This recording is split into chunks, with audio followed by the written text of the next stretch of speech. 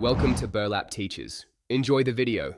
You start right away by powering off the headphones and detaching the cable. This prevents accidental damage. Next, use a thin, flat pry tool to lift the edge of the ear cushion where the seam meets the cup. Work slowly so clips don't break. Once you get a corner free, peel the cushion back evenly around the ring while supporting the housing with your other hand. Make sure to keep popped clips in a small tray.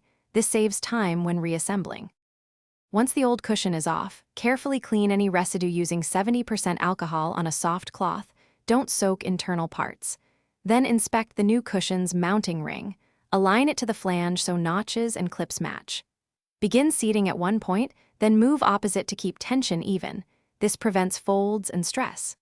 Press each clip or adhesive segment firmly into place, one after another, and confirm the cushion sits flush all around before moving to the next ear cup.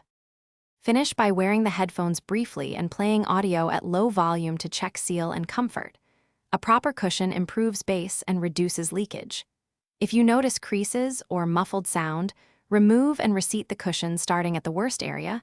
Stretching evenly usually fixes it. If a clip is broken, use thin double-sided tape or swap the internal mounting ring.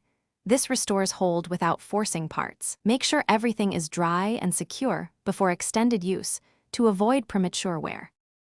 Thanks for watching. Consider subscribing if this video helped you.